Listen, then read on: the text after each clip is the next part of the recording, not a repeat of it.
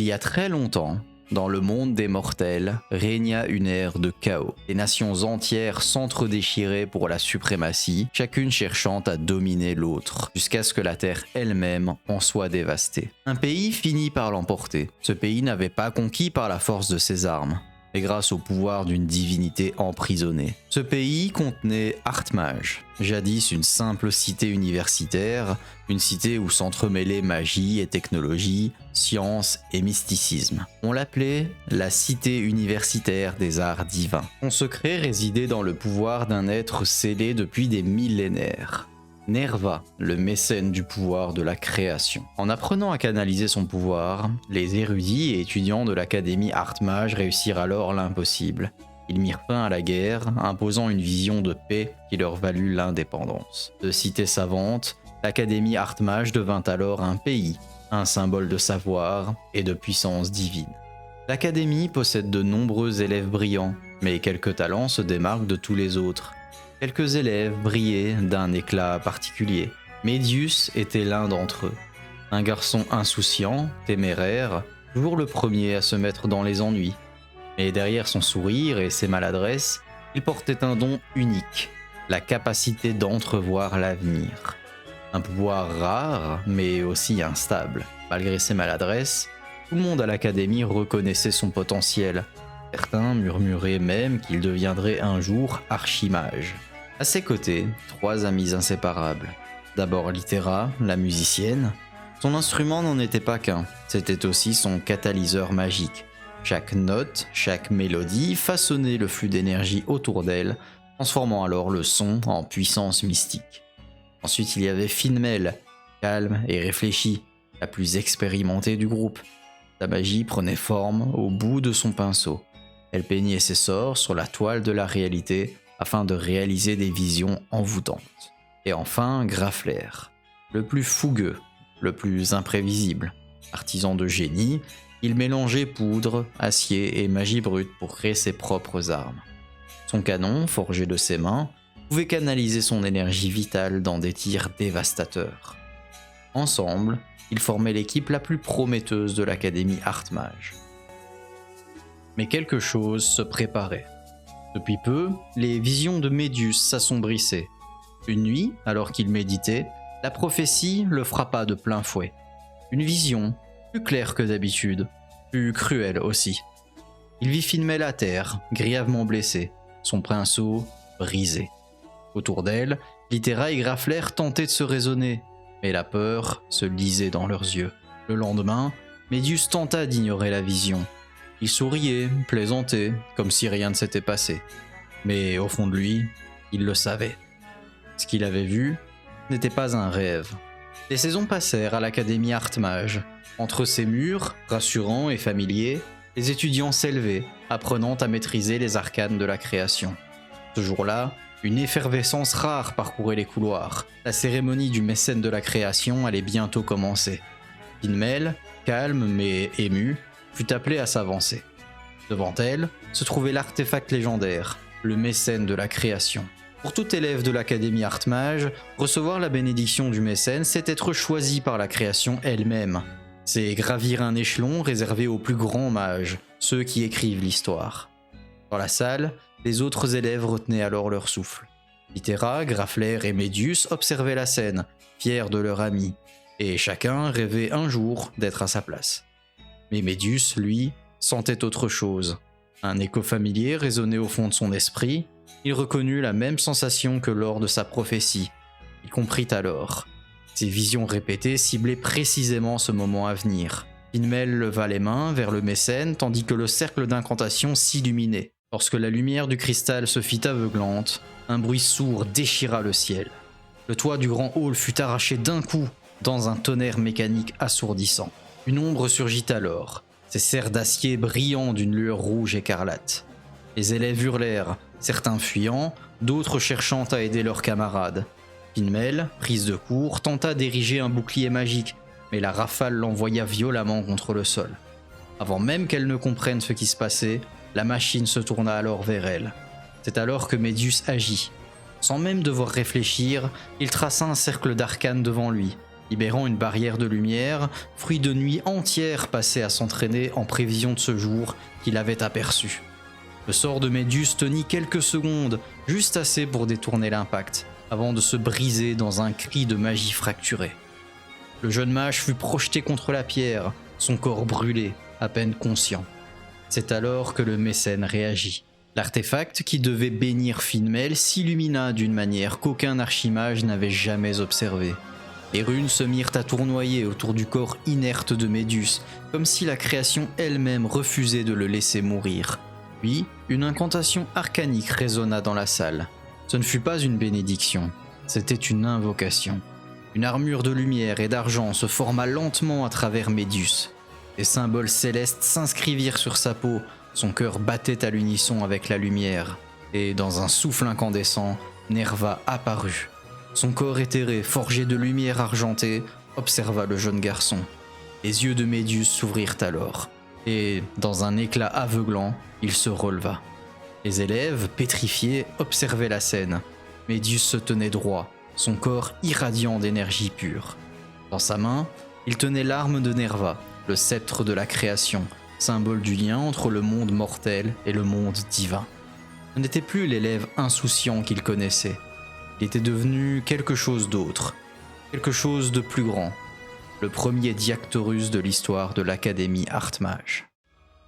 Du côté des envahisseurs, ces derniers se faisaient appeler les Doomzed, des êtres mécaniques composés de chair et de métal, créés à partir d'une armure divine offerte par Jupiter, un autre mécène, celui de la destruction. Malgré leurs apparences sauvages et brutales, leurs rangs étaient ordonnés, numérotés, très calibrés. Les Doomzed de niveau 4 étaient des machines capables de parasiter et contrôler le corps de leurs victimes. Des soldats sans volonté propre, manipulés tels des marionnettes. Les Doomzed 7 et 5, respectivement Elara et Amalt, mirent toute leur force à tenter de vaincre Diactorus. Venant à peine de recevoir ses pouvoirs, Médius parvint tout de même à repousser les deux machines, activant le pouvoir du mécène de la création. Mais épuisé et surtout inexpérimenté, il perdit soudainement ce pouvoir. Fiers de leur action, les deux machines se retirèrent, laissant à leur place à leur commandant, Doomzed 0 Drastia, le champion de Jupiter, celui qui maniait les armes forgées par son dieu mécène, des incarnations pures de la destruction. Médius, alors vidé de toute énergie, faisait face à ce monstre de puissance. Les défenses d'Artmage s'effondraient une à une, quand soudainement, une silhouette familière se dressa devant le commandant des machines. Alors que Médius s'apprêtait à subir une attaque dévastatrice, Grafler apparut. Grâce à sa nature draconique, il parvint à s'emparer d'une arme Doomzed sans être corrompu. Lui seul pouvait contre-attaquer sans perdre le contrôle. Grafler avait toujours eu un don avec les armes mécaniques. Ses talents innés pour manier les machines étaient toujours sans égal. Et puis, il y avait ses signes. La corne d'onyx sur le côté gauche de son crâne, qu'il cachait sous ses cheveux flamboyants. Le pendentif métallique qu'il portait toujours autour du cou, dont il ne se séparait jamais, était le même que celui incrusté sur la poitrine de Drastia. Les deux se comprirent donc sans dire un mot. Drastia et Grafler partageaient cette même aura d'énergie instable, cette même maîtrise du feu et du métal, comme deux faces d'une même pièce. Certains murmurent même qu'ils furent créés ensemble, conçus pour accueillir un jour la puissance de Jupiter, le mécène de la destruction. Et si cette théorie est vraie, alors Grafler n'aurait jamais été totalement humain. Ses pensées se bousculaient alors dans son esprit, lorsque la voix de Médius atteignit enfin ses oreilles, lui ordonnant de fuir. Grafler reprit alors ses esprits.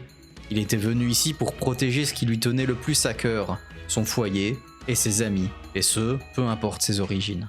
Ensemble, Médius et Grafler menèrent la riposte d'Artmage. Drastia, impassible, arrêta son mouvement en un instant.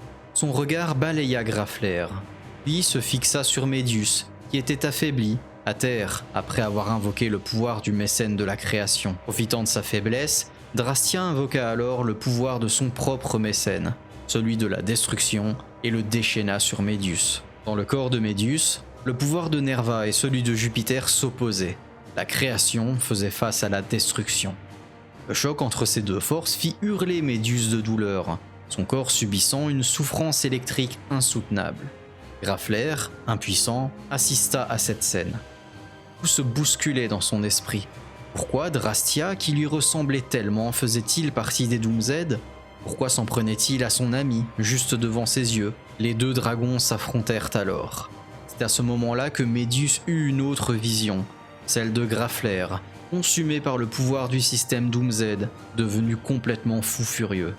Dans cette vision, Lythera et Finmel assistaient à la scène, impuissantes.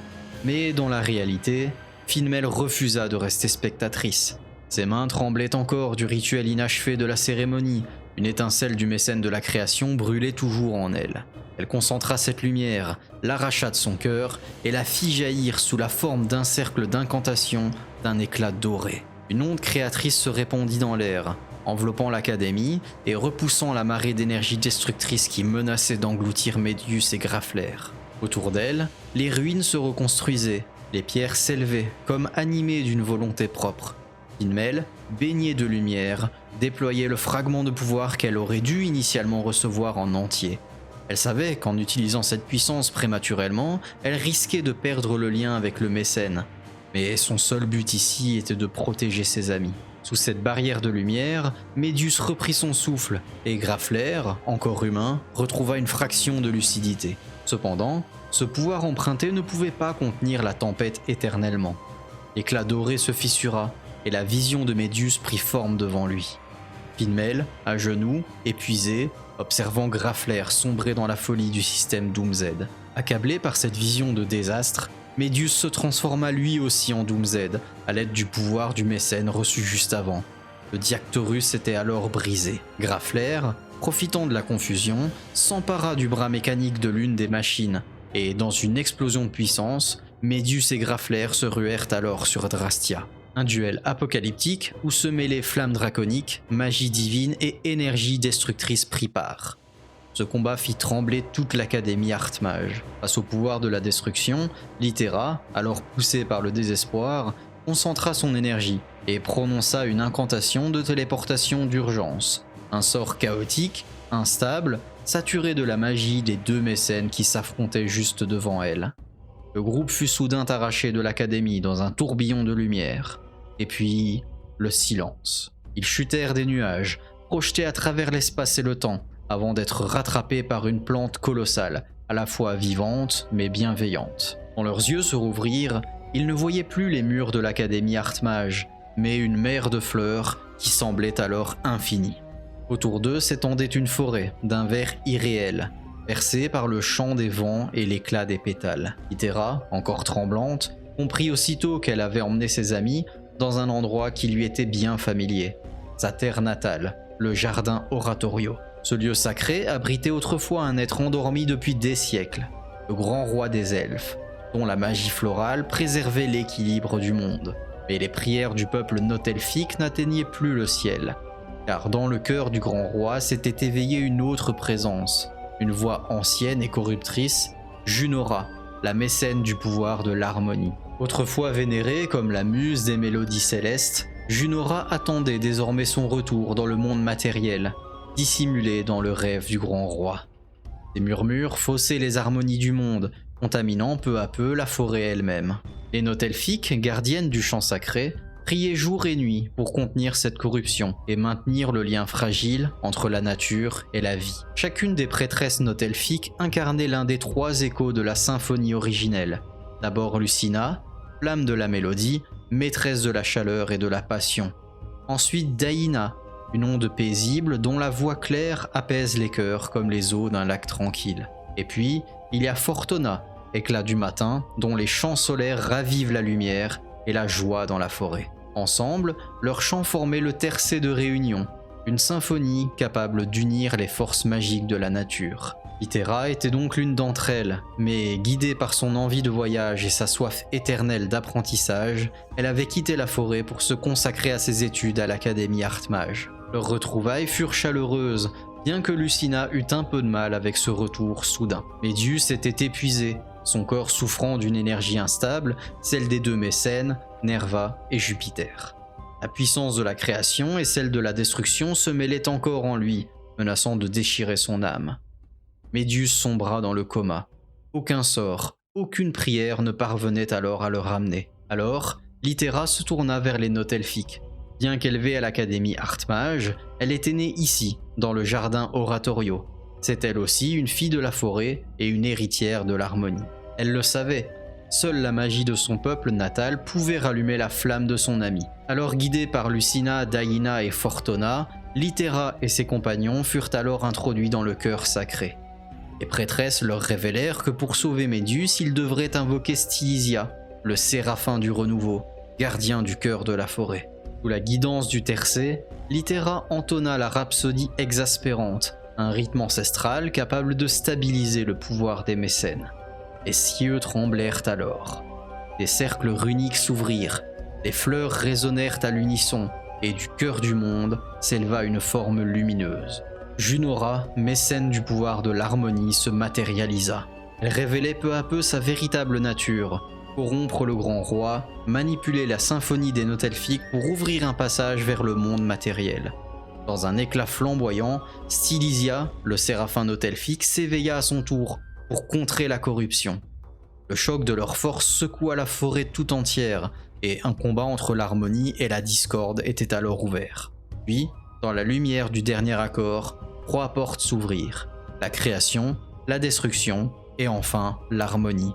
Leur équilibre s'ancra dans l'âme de Médius. Les chants s'unirent alors en un ultime vœu. Que la création et la destruction ne soient plus jamais des ennemis, et les notes d'une même symphonie. Grâce au chant des notes elfiques, Médius fut sauvé. Le mécène de l'harmonie demeurait endormi, sa volonté affaiblie par la souillure de Junora. Dans le lointain, les pétales frémirent au rythme d'un vent nouveau. Le voyage d'Artmage n'en avait pas fini avec les mécènes. Et quelque part, au-delà de la forêt, une mélodie dissonante continuait de s'élever. Celle de Junora, guettant le moment de sa résurrection.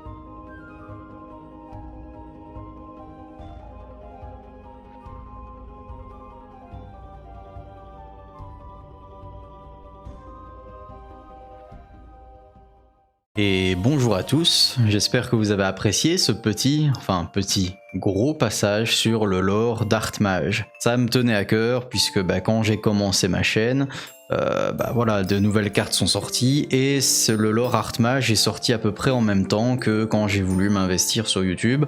Donc je tenais à le faire et je tenais à le suivre surtout. Donc quand la suite du lore arrivera, comptez sur moi pour le traiter. En tout cas, si j'ai de quoi faire une vidéo entière. Si pas, c'est pas grave, on attendra et on fera le lore vraiment complet à la suite de cette vidéo. Ça change de ce que je fais d'habitude et j'espère que ça vous a plu. En tout cas, n'hésitez pas à liker et à vous abonner, surtout si ça vous a plu. Et maintenant, on se retrouve tout de suite pour justement les cartes Artmage, parce que c'est bien beau de voir le lore, mais maintenant voyons les cartes ensemble.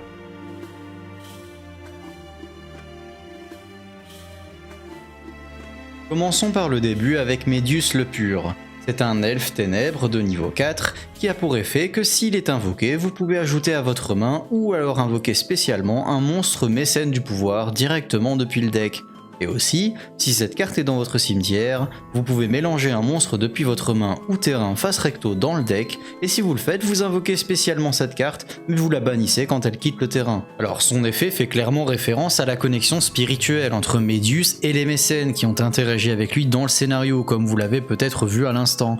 Son retour depuis le cimetière rappelle sa résurrection, lors du chant du tercé notamment, et lorsqu'il se fait battre à l'Académie Artmage aussi. Ensuite nous avons Finmel Artmage, qui est lumière guerrier de niveau 7, qui dit que votre adversaire ne peut pas cibler de monstres Artmage de maximum niveau 6 que vous contrôlez avec des effets. Et aussi, si vous contrôlez une carte Artmage, vous pouvez l'invoquer spécialement depuis votre main et piocher une carte ensuite, qui est très bon pour le card advantage. En plus de ça, en main phase, si vous avez 3 types de monstres différents sur votre terrain, vous pouvez annuler les effets de tous les monstres face recto de l'adversaire, et aussi vous divisez par 2 leur attaque. Alors c'est super cool parce que du coup elle se joue forcément avec les autres élèves Artmage avec qui elle a tissé des liens et avec qui elle s'entend, dans tout le scénario encore une fois, et du coup ça vous donne une invocation spéciale facile, et en plus un effet de gestion de board pour le terrain adverse si vous êtes en go second, ce qui peut être très sympa. En plus, la protection contre le ciblage fait aussi écho à sa volonté de défendre ses camarades face aux attaques de Doomz par exemple. On a aussi Grafler Artmage qui est lumière dragon de niveau 5. Alors le type dragon, du coup vous l'avez vu, c'est évident. La première fois que cette carte va être détruite au combat chaque tour, elle n'est pas détruite. Si vous contrôlez une carte Artmage, vous pouvez invoquer spécialement cette carte depuis votre main, puis vous pouvez poser une magie Artmage depuis votre deck. Ensuite, vous pouvez cibler une magie piège contrôlée par l'adversaire, détruisez-la, et c'est un effet rapide si vous avez 3 monstres de types différents sur votre terrain. Encore une fois, il fonctionne avec les autres Artmages, c'est un effet rapide, on peut associer ça au fait qu'il tire avec son gun par exemple pour détruire les magies pièges et c'est super cool. Je trouve que son endurance au combat rappelle sa lutte contre Drastia où il refuse de tomber malgré la corruption. Pour finir sur les protagonistes, on a Litera Artmage qui est magicienne de niveau 3. Elle dit que vous ne recevez aucun dommage de combat impliquant cette carte. Si vous contrôlez une carte Artmage, vous pouvez l'invoquer spécialement depuis votre main et en plus de ça, vous ajoutez une carte Artmage du cimetière à la main. En main phase de l'adversaire, vous pouvez invoquer spécialement un monstre Artmage depuis la main ou le cimetière et renvoyer cette carte du terrain à la main. C'est donc une carte très axée soutien, avec ses capacités à protéger et ramener de ressources, ce qui lui correspond très bien. Ensuite, le mécène du pouvoir Artmage, qui est Terre, Illusion, de niveau 1. Lorsqu'il est sur le terrain, vous ne pouvez pas invoquer de l'extra deck excepté des fusions, et en effet rapide en main phase, vous pouvez invoquer par fusion justement un monstre fusion Artmage ou un Nerva depuis votre extra deck en utilisant cette carte que vous contrôlez et des monstres de votre main ou terrain. En plus, si cette carte est envoyée depuis la main ou le terrain au cimetière, vous pouvez ajouter une magie piège Artmage du deck à la main, de noms différents des cartes dans votre cimetière. Ça permet vraiment de faire le lien entre les élèves et les grosses invocations fusion justement, fusions qui justement sont liées aux élèves, on va le voir juste après avec Diactorus. Et en plus de ça, vous pouvez aller chercher une magie piège Artmage du deck à la main, différente, ce qui vous oblige entre guillemets à jouer tous les types de cartes Artmage. Et bah si vous faites un deck Artmage, c'est ce que vous allez faire de toute façon. On a ensuite Diactorus Artmage qui est de niveau 8 et qui demande Medius avec un autre monstre Artmage. Son effet dit que vous pouvez cibler un monstre sur le terrain, vous changez sa position de combat. Lorsque votre adversaire active une carte ou un effet sur le terrain, si vous avez minimum 3 types de monstres différents sur votre terrain, vous annulez l'activation et si vous le faites, vous détruisez la carte.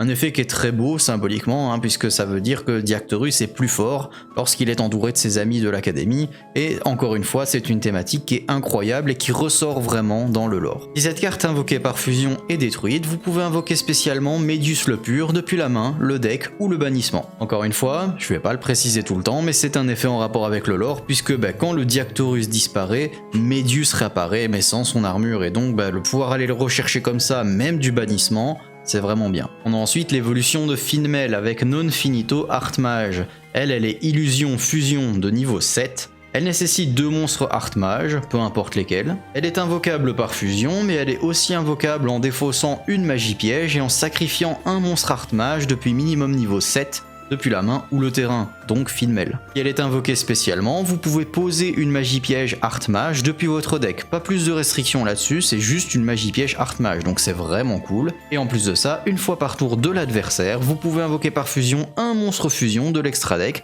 en utilisant des monstres fusion que vous contrôlez seulement. Donc ça peut être très pratique, cette carte fait office de pont, elle est là temporairement, comme dans le lore encore une fois où elle passe très vite, de manière très brève. Elle est sympathique puisqu'elle va poser une magie piège Artmage directement depuis le deck, sans autre restriction, et la fusion pendant le tour adverse peut donner des combos assez sympas. Dernier monstre fusion, nous avons Nerva, la mécène du pouvoir de la création. Elle est aussi illusion et elle est de niveau 10. Elle nécessite 3 monstres Artmage, peu importe lesquels. Elle doit être invoquée par fusion, ou alors vous pouvez l'invoquer spécialement depuis l'extra deck en position de défense si vous sacrifiez 3 monstres de types différents. Tant qu'elle est dans la zone terrain, cette carte ne peut pas être détruite par des effets de carte. En plus de ça, une fois par tour, lorsque vous activez un effet de monstre Artmage, vous pouvez faire devenir l'effet activé détruisez toutes les cartes contrôlées par votre adversaire. Ce qui fait que n'importe quel élève Artmage pourrait être un whiteboard, ce qui est vraiment cool. On passe ensuite aux magies et pièges de l'archétype, et on commence directement avec la magie de terrain, l'Acropole académique des arts ésotériques Artmage. Bon, le nom est un petit peu long. Durant votre main phase, vous pouvez invoquer normalement Medius le Pur, en plus de votre invocation et pose normale. Vous pouvez défausser une magie piège, déclarer un nom de carte monstre Artmage qui n'est pas parmi les monstres que vous contrôlez et qui n'a pas été déclaré précédemment par cette carte, vous ajoutez le monstre de votre deck à votre main. Si vous le faites, vous ne pouvez pas invoquer spécialement, hors les monstres Artmage le reste du tour. Alors c'est très sympathique puisque ça vous permet de réunir la bande d'amis de Artmage très facilement, ça vous lock en Artmage, donc ça évite les abus, ça évite de créer des bodies pour créer des liens génériques par exemple, et du coup c'est une très bonne carte, voire une des meilleures magies pièges pour le deck. On a ensuite Théoréalisation, une magie normale qui vous demande d'envoyer Médus le Pur depuis le deck au cimetière, puis vous regardez la carte du dessus du deck de votre adversaire et vous la placez au-dessus ou en dessous du deck. Vous pouvez bannir la carte depuis votre cimetière, cibler un monstre face recto que vous contrôlez, vous déclarez un type de monstre et un attribut, et jusqu'à la fin du tour de votre adversaire, le monstre devient de ce type et de cet attribut. Alors ça peut sembler très faible en l'état, mais dans les faits, le changement de type et d'attribut synergise totalement avec le reste des cartes Artmage qu'on a vu juste avant. Chef-d'œuvre d'Artmage Succession est une magie jeu rapide qui dit qu'en main phase, vous invoquez par fusion un monstre fusion depuis votre extra deck en utilisant des monstres, dont un monstre Artmage, depuis la main ou le terrain, et si une carte est dans la zone terrain, le monstre gagne 500 d'attaque. Durant la main phase, vous pouvez bannir cette carte depuis votre cimetière, cibler 3 cartes Artmage de noms différents dans le cimetière et vous les remélanger dans le deck. Vandalisme Artmage Agression est une magie continue, elle vous dit que vous pouvez ajouter Médus le Pur du deck à la main, décidément on a beaucoup de moyens d'aller chercher ce Médus. Vous pouvez cibler un monstre face recto que vous contrôlez, et si le monstre face recto va être utilisé comme matériel fusion ce tour, il peut être traité comme monstre Artmage. Il rend la carte très pratique si vous jouez des cartes qui serviront de support à l'archétype, et si vous voulez invoquer une carte fusion qui demande spécifiquement 2 monstres Artmage, vous êtes un peu obligé de le faire. De plus, si vous avez le terrain Artmage et que ce terrain va être détruit par un effet de carte, vous envoyez cette carte au cimetière à la place. On a ensuite Vernis Artmage Altération, une magie normale, elle dit que vous pouvez placer face recto le terrain du deck ou le cimetière dans votre zone terrain, ce qui est vraiment très fort puisque le terrain on en a énormément besoin dans le deck, ou si vous contrôlez déjà le terrain, vous ajoutez une carte Artmage du deck à la main à la place, qui encore une fois vous incite à jouer 3 fois le terrain dans le deck. Ensuite elle dit que lorsque votre monstre Artmage est ciblé par une attaque, vous pouvez bannir cette carte depuis votre cimetière, vous annulez l'attaque, et puis vous invoquez spécialement Médus le Pur depuis votre main. Mouvement Artmage Lignage est une magie normale qui dit que si votre adversaire contrôle plus de monstres que vous invoquez spécialement un monstre Artmage depuis le deck en position de défense, de noms différents des cartes que vous contrôlez. C'est la seule condition, donc c'est très facile pour construire le board Artmage que vous voulez faire dans le deck. Si cette carte est envoyée au cimetière pour activer l'effet de la magie de terrain, vous pouvez ajouter un piège Artmage depuis votre cimetière ou bannissement à votre main. Et aux réalisations libérées, c'est une jeu rapide qui dit que si vous contrôlez Médus le Pur, vous ajoutez à votre main ou invoquez spécialement un monstre avec 300 attaques ou 200 de défense depuis votre deck. Alors oui, ça peut aller chercher les Kuriboh, d'accord, mais dans les faits, vous allez surtout chercher les mécènes avec cette carte. Durant votre main phase, vous pouvez la bannir depuis votre cimetière, vous ciblez un monstre face recto que vous contrôlez et vous le traitez comme synthoniseur ce tour. Ça servira pour un autre archétype qu'on va voir juste après. Acte Artmage Éveil, c'est le premier piège de l'archétype, un piège normal donc qui dit que vous pouvez invoquer spécialement un monstre Artmage ou Médus le Pur depuis le deck, et aussi le reste du tour. Vos effets qui invoquent par fusion et les invocations par fusion ne peuvent pas être interrompus par l'adversaire. Si vous bannissez cette carte depuis le cimetière, vous pouvez cibler un monstre Artmage que vous contrôlez, vous le renvoyez à la main ou à l'extra deck, et si vous le faites, vous détruisez une carte contrôlée par l'adversaire. Assez utile si jamais vous êtes ciblé et que vous devez en urgence renvoyer le monstre dans votre main. Dernier piège de l'archétype, on a Péripétie Artmage Trouble. C'est aussi un piège normal, ça dit que vous pouvez cibler un monstre dans le cimetière de votre adversaire, vous renvoyez un Artmage que vous contrôlez à la main ou à l'extra deck, et si vous le faites, vous invoquez spécialement la cible sur votre terrain, mais vous annulez ses effets en contrepartie. Si elle est envoyée au cimetière pour activer l'effet de la magie de terrain, vous pouvez ajouter une magie Artmage depuis votre cimetière ou bannissement à votre main. Avec tout ça, vous avez une vision, en tout cas un petit peu plus claire de comment se joue le deck. Vous devez réunir vos cartes Artmage, vous avez plusieurs moyens de le réaliser, vous avez plusieurs moyens de faire vos fusions, et finalement le deck est pas si mal. Et le deck performe pas mal dans le format Genesis, un format dont je vous ai parlé dans une de mes récentes vidéos que je vous invite à aller regarder si besoin. Avec Artmage, vous avez donc un deck axé sur un lore, hein. Si vous avez aimé le lore, bah, c'est super de le jouer. Vous avez un deck sympa qui réunit plein de types de créatures différentes, qui joue sur la fusion et avec d'autres mécènes, on va le voir juste après. Et bah, c'est un deck très sympa, et si vraiment vous jouez en Genesis, si vous allez en local et en boutique avec ce deck là, bah, vous vous en sortirez très bien, et ça peut être très sympa de passer des petites soirées à jouer ce deck. On passe maintenant à la suite du lore avec en toute logique les cartes Doom Z. Commençons donc par Doom Z 12-0 Drastia. Il est ténèbres, dragon lui aussi comme Graffler, de niveau 8 cette fois-ci. Vous pouvez cibler une carte Doom Z que vous contrôlez, vous la détruisez, et si vous le faites, vous invoquez spécialement cette carte depuis votre main, et ensuite, vous pouvez équiper une carte magie d'équipement de votre deck à cette carte. Ensuite, tant que cette carte est équipée avec une carte d'équipement, vous pouvez invoquer spécialement un monstre Exis Vent Machine depuis votre extra deck du même rang que le niveau de cette carte. Et si vous le faites, vous attachez cette carte et ces cartes d'équipement au monstre comme matériel. Drastia permet donc d'invoquer Doom Z Drastrius. C'est une machine Exis Vent de rang 8, exactement la cible de Drastia. Son effet dit que la première fois que cette carte va être détruite au combat ou par un effet de carte chaque tour, elle n'est pas détruite. Si cette carte est invoquée par Exis, vous pouvez équiper un autre monstre face recto sur le terrain à cette carte comme magie d'équipement. Aussi, lorsque votre adversaire active un effet de monstre sur le terrain ou dans le cimetière, en effet rapide, vous pouvez détacher un matériel de cette carte, vous annulez l'effet, et puis vous pouvez équiper un monstre face recto contrôlé par votre adversaire à cette carte. On a donc une carte qui est très puissante avec une annulation et deux effets différents pour s'équiper des monstres du board adverse. Et donc une très bonne carte, un très bon boss monster pour le deck. Passons ensuite aux autres Doom Z classiques avec Doom Z 5 Amalt. C'est un ténèbre dragon de niveau 4. Elle dit que si elle est invoquée normalement ou spécialement ou bien détruite par un effet de carte, vous pouvez ajouter un monstre Doom Z depuis votre deck à votre main. Tant que cette carte est équipée avec une carte d'équipement, vous pouvez invoquer spécialement un monstre Exis Vent Machine depuis votre extra deck du même rang que le niveau de cette carte. Et pareil, vous attachez ces équipements et cette carte au monstre comme matériel. On a ensuite Doom Z 7 Elara qui a un effet à l'identique de Amalt, si ce n'est que lorsqu'elle est invoquée normalement ou spécialement ou détruite par un effet de carte, elle vous permet de poser une magie piège Doom Z depuis votre deck. On a ensuite le mécène du pouvoir Doom Z qui est Vent Machine de niveau 1. Il a une restriction similaire à celui de Artmage mais cette fois-ci avec les monstres Exis, donc vous ne pouvez pas invoquer spécialement de monstres hors monstre Exis depuis l'extra deck. Son effet dit que vous pouvez cibler un autre monstre à effet que vous contrôlez, vous invoquez spécialement depuis votre extra deck un monstre Jupiter, le mécène du pouvoir de la destruction, ou bien un monstre Exis Doom Z du même rang que le niveau du monstre que vous contrôlez, en utilisant le monstre comme matériel, et c'est aussi traité comme une invocation Exis. Si vous le faites, vous lui équipez également cette carte comme magie d'équipement. Si cette carte est détruite, vous pouvez ajouter une carte Doom Z depuis votre deck à votre main. Une carte donc très souple étant donné que si vous volez des monstres de niveau 4 ou de niveau 8, vous pourrez les utiliser justement pour faire vos invocations Exis Doom Z, ce qui est donc très fort. De plus, elle permet d'invoquer directement Jupiter, le mécène du pouvoir de la destruction.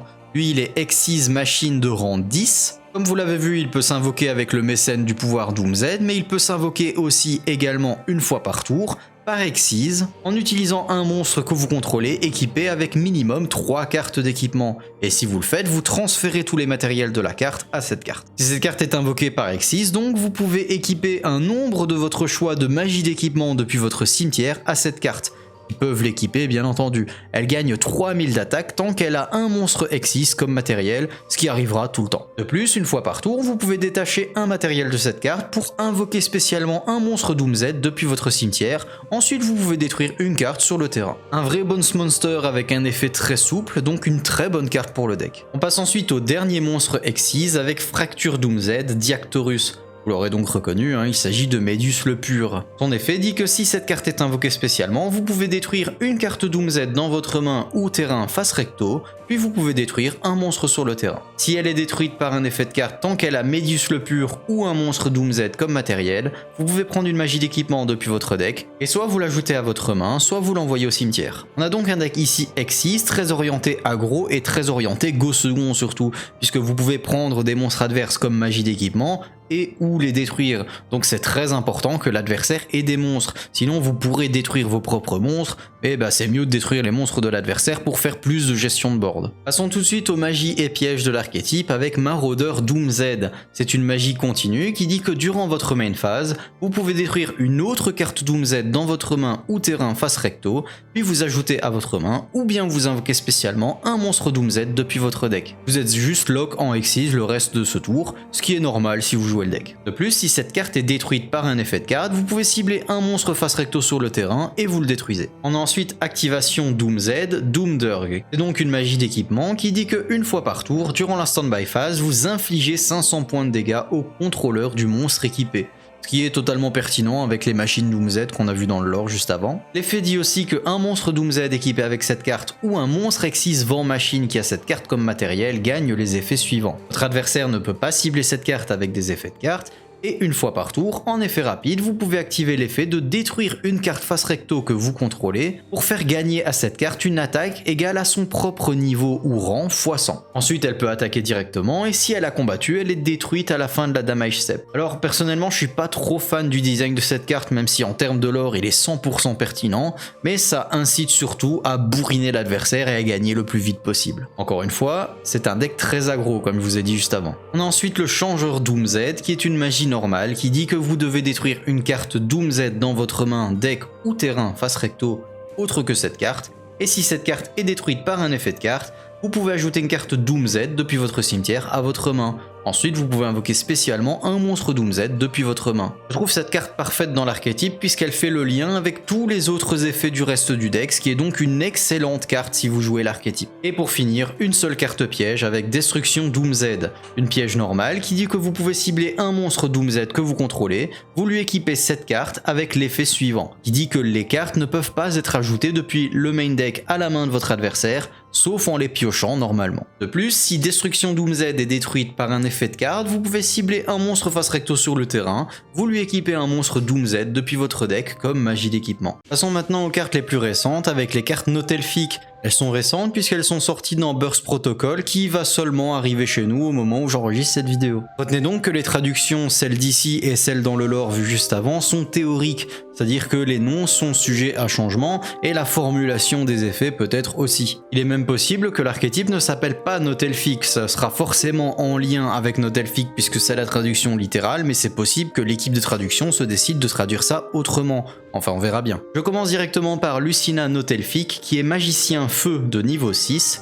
Elle dit qu'une fois par tour, vous pouvez invoquer spécialement cette carte dans votre zone monstre centrale. En main phase, vous pouvez ajouter un monstre Notelfic depuis votre deck à votre main. Durant le tour de l'adversaire, en effet rapide, vous pouvez échanger la position de cette carte dans votre zone monstre avec la zone monstre main centrale sur votre terrain, puis vous pouvez renvoyer un monstre de maximum niveau 6 contrôlé par votre adversaire à la main.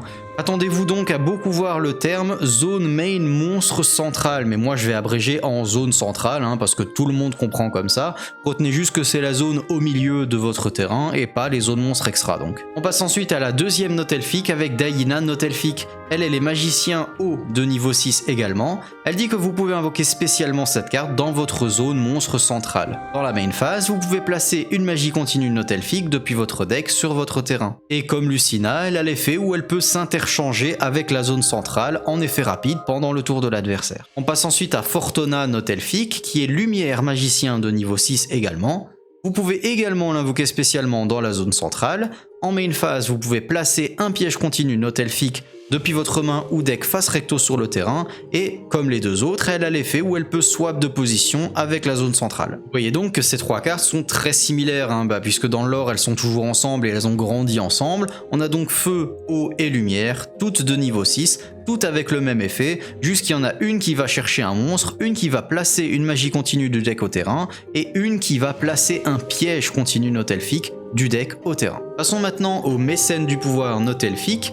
Il est feu, démon et synthoniseur de niveau 1. Comme les deux autres mécènes, il a la restriction qui dit que vous ne pouvez invoquer, mais cette fois-ci que des monstres synchro depuis l'extra deck. Il a un effet qui dit que dans la main phase, en effet rapide, vous pouvez cibler le monstre dans votre zone monstre main centrale, vous augmentez son niveau de 3, et immédiatement après ça, vous invoquez par synchronisation Junora, le mécène du pouvoir de l'harmonie, ou un monstre Notelfic. De plus, si elle est envoyée au cimetière comme matériel synchro, vous pouvez ajouter une carte Notelfic du deck à votre main. On a ensuite donc le premier monstre synchro de l'archétype avec Stylidia, Séraphin Notelfic.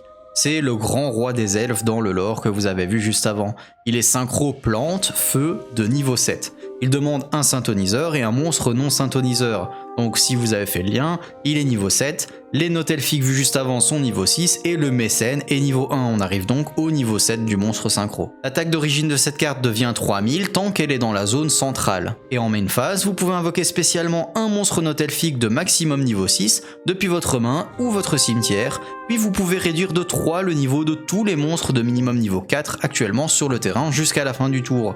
Vous pouvez donc transformer vos Notelfic en monstres de niveau 3, ce qui va être très pratique, vous allez le voir tout de suite. Puisque Junora, le mécène du pouvoir de l'harmonie, c'est un synchro démon feu de niveau 10. Il gagne 300 d'attaque pour chaque synthoniseur dans les cimetières, et si cette carte est invoquée par synchronisation, vous pouvez annuler les effets de toutes les cartes face recto contrôlées par l'adversaire. De plus, en effet rapide, tous les monstres actuellement contrôlés par l'adversaire dans la même colonne que vos monstres Notelfic ne peuvent pas être utilisés comme matériel pour une invocation fusion, synchro, excise ou lien jusqu'à la fin du tour. Je trouve ça très intéressant puisqu'on retrouve la mécanique des chaînes qu'on peut voir sur son artwork. Elle est invocable avec donc les Notelfic que vous avez fait revenir du cimetière qui sont passés de 6 à 3, ou même plus simplement, et ça c'est là que j'adore la thématique de ce deck, c'est que Litera Artmage qu'on a vu juste avant est une magicienne de niveau 3, son niveau ne sera pas influencé par Silesia parce qu'elle n'est pas de minimum niveau 4, et donc vous pouvez utiliser Litera pour invoquer Junora, ce qui est très bien. Encore une fois, les effets des cartes sont parfaitement en raccord avec le lore et c'est un plaisir à regarder, à comprendre et à faire le lien entre les cartes. J'adore ça. Finissons maintenant avec les cartes magie et pièges de l'archétype. Il n'y a que 2 magies et 2 pièges. La première magie c'est Notelfic Parallélisme du Retour, qui est une magie continue. Elle dit que le monstre dans votre zone centrale ne peut pas être détruit par des effets. Aussi, vous pouvez envoyer un monstre depuis votre main ou terrain au cimetière, vous invoquez spécialement un monstre Notelfic d'attributs d'origine différents depuis votre deck, en position de défense, et aussi vous êtes lock en synchro jusqu'à la fin du tour. Ce qui est classique et pertinent avec le reste des archétypes qu'on a vu dans cette vidéo. On a ensuite la deuxième magie de l'archétype avec Notelfic Tercet de Réunion. C'est aussi une magie continue, elle dit que votre adversaire ne peut pas cibler le monstre dans votre zone centrale avec des effets de carte. Ensuite, cette carte gagne des effets selon les attributs du monstre dans la zone centrale. Si votre monstre est feu ou terre, la carte dit que si votre monstre synchro attaque un monstre en défense, vous infligez des dégâts perçants.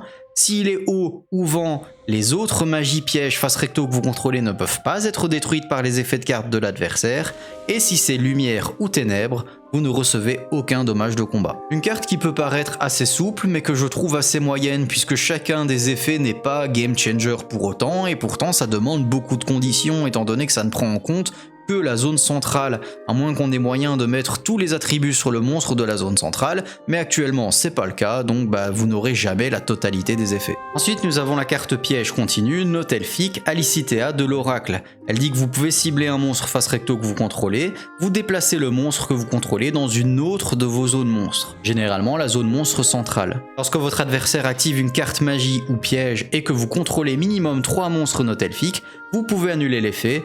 Puis, si vous contrôlez un monstre synchro, vous pouvez détruire la carte. Et enfin, la dernière carte Notelfic, on a Rhapsodie Exaspérante. C'est aussi un piège continu. Elle dit que tant que vous avez un monstre dans votre zone centrale, les monstres de votre adversaire ne peuvent attaquer que ce monstre. Ensuite, vous pouvez défausser un monstre depuis votre main ou terrain, vous ciblez un monstre Notelfic d'attributs d'origine différents dans votre cimetière, et vous l'invoquez spécialement. Puis, si vous contrôlez un monstre synchro, vous pouvez annuler les effets d'une carte face recto contrôlée par l'adversaire jusqu'à la fin du tour. On arrive donc à la fin de cette vidéo, comme vous voyez l'archétype Notelfic est très ancré dans la thématique et très en rapport avec le lore, même si dans les faits je pense que c'est l'archétype le moins efficace des trois malheureusement. Artmage actuellement ça n'a plus rien à prouver puisque comme je vous l'ai dit ça performe dans le format Genesis et c'est même méta actuellement, donc jouez-le si vous voulez jouer un des trois decks. Et je pense que Doom Z c'est un archétype avec énormément de potentiel qui pourra être mis en valeur plus tard avec d'autres cartes. J'espère en tout cas que cette longue vidéo vous aura plu. Si c'est le cas, n'hésitez pas à la liker et à vous abonner, ça me ferait super plaisir puisqu'elle m'a demandé beaucoup de travail. C'était Paradis Knight, on se retrouve avec plaisir pour d'autres vidéos à l'avenir. A plus!